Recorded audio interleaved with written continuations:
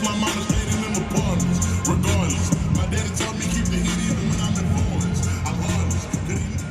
is up, everybody? Welcome to the Toma Todito Boxing Show.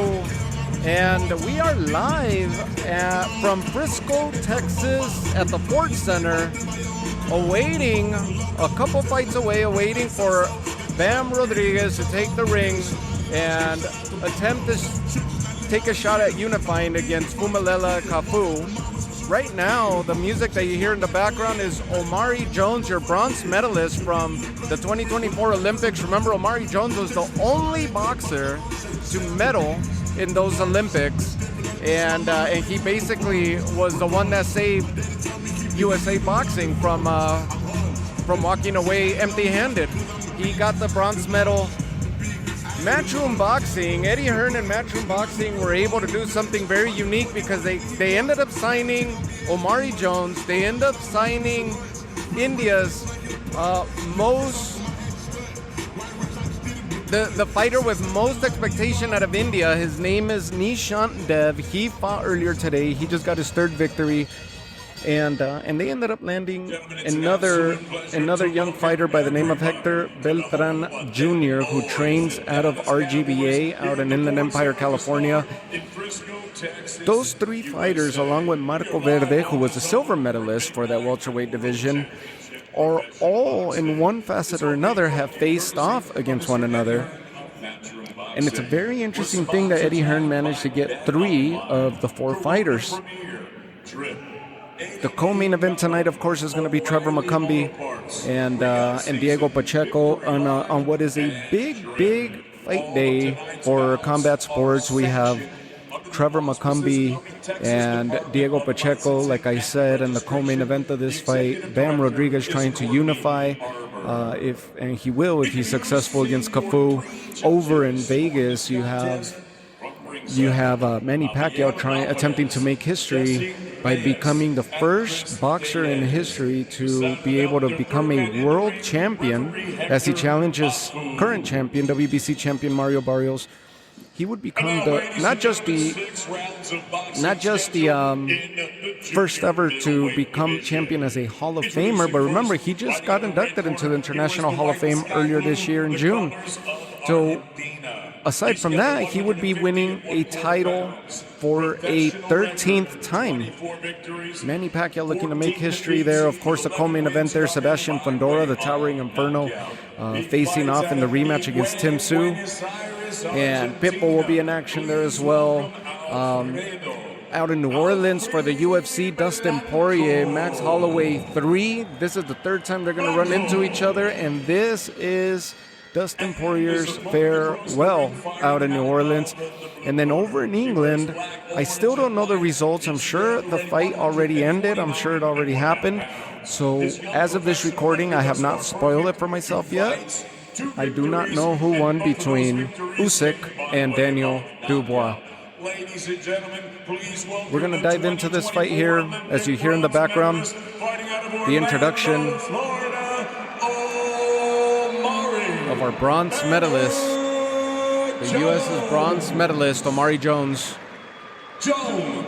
as he's facing Argentinian veteran Blanco. What a pleasure it is to be back and be able to talk to you guys once again. It's been a minute. And those of you guys that know, I haven't taken a break. I've actually been chipping away and working at this, and here we are, Matchroom event again out in Texas. One of the last recordings that I had was the first match between Tank and Roach, and they were set to rematch. Didn't go through. Tank with some legal troubles outside of the ring. Of course, seeming like he's going to be the most formidable opponent for Shakur Stevenson. Now that Shakur Stevenson and Cepeda finally happened, and Shakur ended up being dominant in that fight. So here we go, round one. Omari Jones against Blanco. Omari Jones is 2-0 as a professional, and he's actually campaigning at 154. He got the bronze medal at welterweight at 147. But he's campaigning as a pro at 154, one division north. So is Marco Verde, the Mexican silver medalist, also campaigning at 154. So is Nishant Dev and Hector Beltran Jr. that I mentioned. Hector Beltran Jr. was not in that mix in the Olympics, but has run into him in Pan Am Games and amateur competitions. Looked really good today and also came out victorious. He's also 3-0 now. All four of them campaigning at 154. Omari Jones jabbing so far. Slick jab, good footwork. That left hand, piston-like, has already drawn blood from Blanco's nose.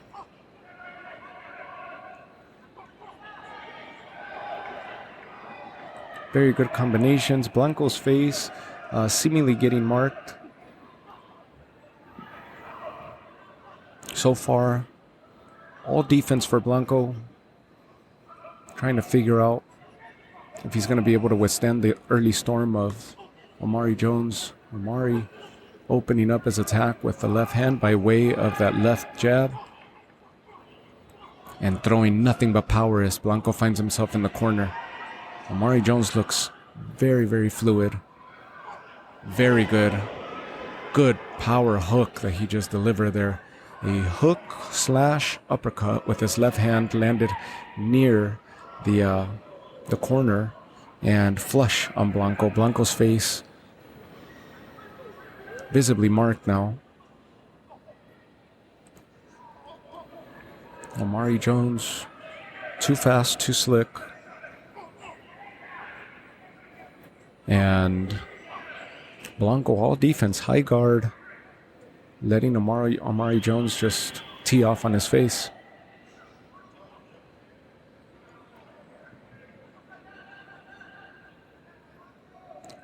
We're at 25 seconds left in the round.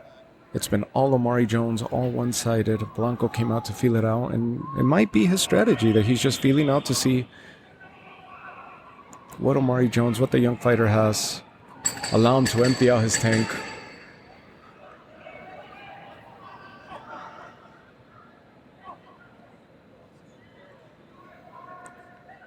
We're inside the 10 seconds. Bell rings. End of round one. Omari Jones dominant in that first round. If this continues, if this is the pace, and Blanco doesn't offer any retention to Omari Jones's attack, this is going to be over within the next one or two rounds. What a pleasure it is to be back covering another Matchroom event. The last one that I did was last summer, and lo and behold, it was also a Diego Pacheco fight. It was Pacheco against Sulecki out in Carson, California. And we started making moves last year thanks to you guys, thanks to the downloads and the follows and the mentions and the likes. The YouTube channel continues to grow. Hopefully you guys are enjoying the content, the interviews that I'm bringing to you guys, behind the scenes coverage, and then some local interviews of local coaches and stuff that I'm putting on there as well. And obviously that's kept me away from being on here on the podcast and recording. Nonetheless, we're working. We're chipping away at it. And here we go, round two. Omari Jones meets him in the center, meets Blanco in the center, and immediately gets working with that left hand.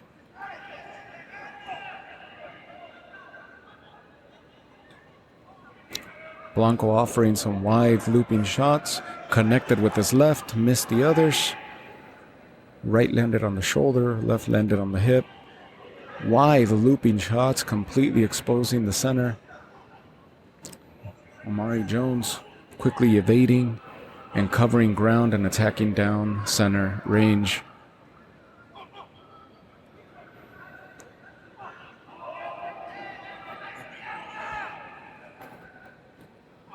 Blanco finds himself along the ropes, circling the ring, and Omari Jones just hunting.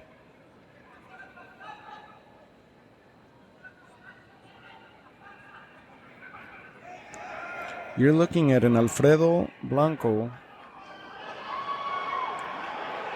who is heavily experienced. He's taking a lot of damage. Omari Jones unleashing on him. This is round 2, 40 seconds, a minute and 40 seconds left in the second round. And this looks like it's going to come to an end here at this round, if not the third round.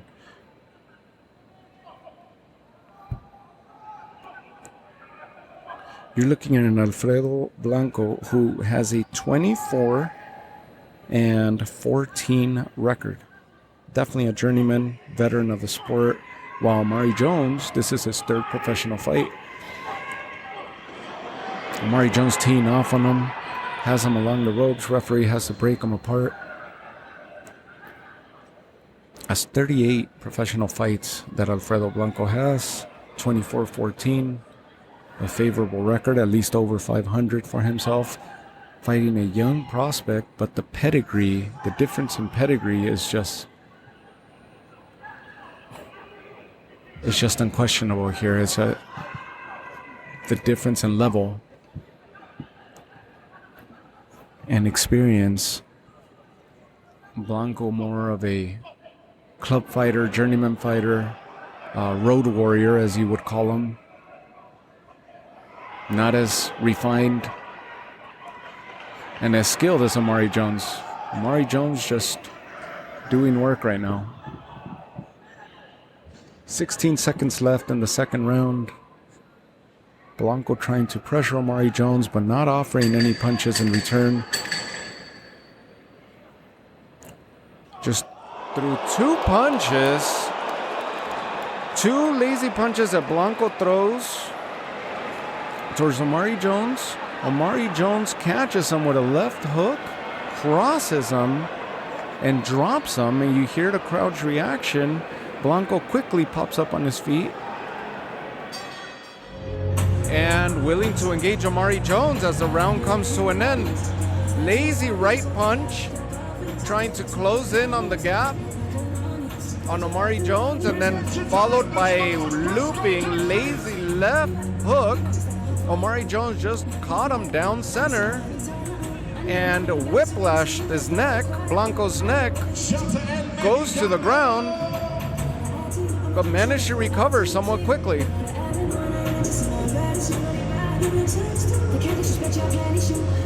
I guess you could try to consider that a flash knockdown, but that was nasty. Omari Jones is going to have him out here. If they don't stop the fight, Omari Jones will have him. We'll end them here in the next round, in the third round.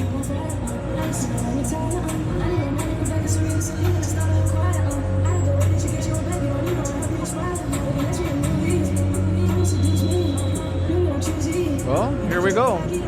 He's answering the bell. Blanco's ready for action. Now he's bouncing. He's got some pep in his step. It looks like that punch might have woken him up. Now he's ready to fight. Third round underway. Blanco ready to engage now.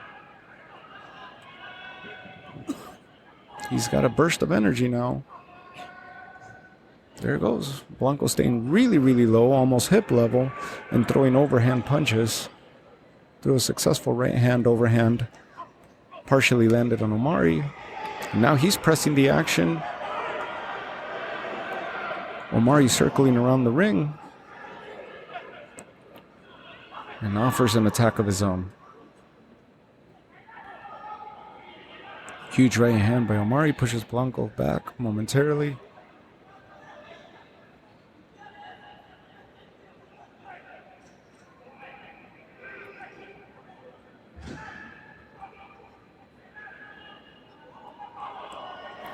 Omari has Blanco against the ropes.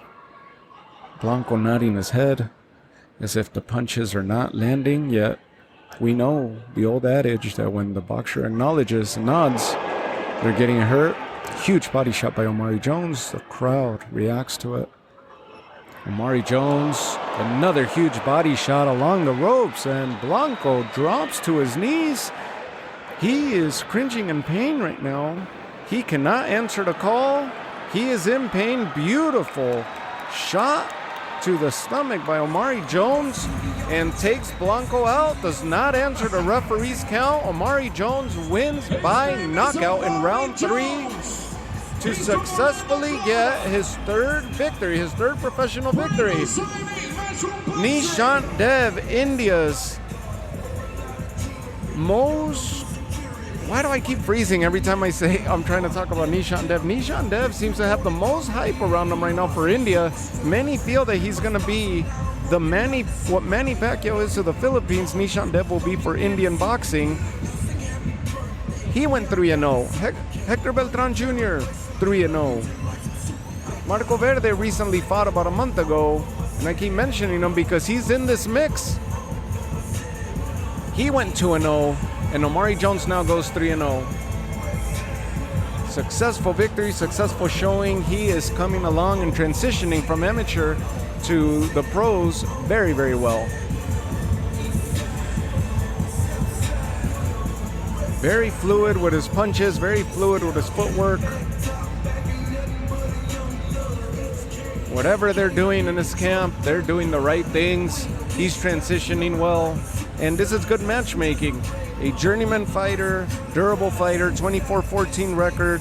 This was supposed to test and show some grit against Omari Jones, and maybe a durable opponent, at least on paper.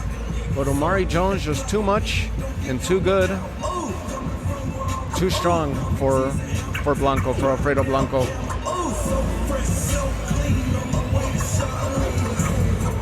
We're gonna await the decision here. So again, I have no idea what happened with Usyk and Dubois in the rematch. We could very well have a 3-time undisputed champion in Alexander Usyk, or we could have a new undisputed champion in Daniel Dubois. And he's been on a tear. Remember, Daniel Dubois, since that loss to Alexander Usyk, which was the questionable low blow and the time in between the ring, Dubois ended up mentally checking out and then gathers himself, but then eventually the fight comes to an end as Usyk brought him to an end and stopped him. I have no idea how that fight played out, and I'm not looking until I'm gonna fully focus on this, and I'll figure that out afterwards. Official time of the stoppage, 1 minute and 31 seconds of round number 3. You hear the announcement. Declaring your winner by knockout. He's still undefeated, Omari Jones. He's looking really, really good, and this is gonna be the new age, the new wave of young fighters from amateur world level pedigree.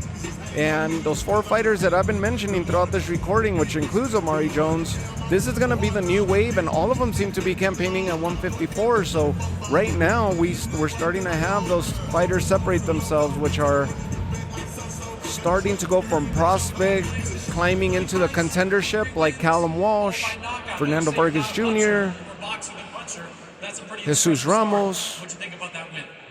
But now you got this new wave coming, and they're moving fast. They're coming up, and they're moving fast, and they're making noise. So I'll let you guys go here from the Ford Center. Many more episodes to come, at least I hope so. And let's see if I can land some good interviews for you guys. So I'll talk to you guys all shortly. That was a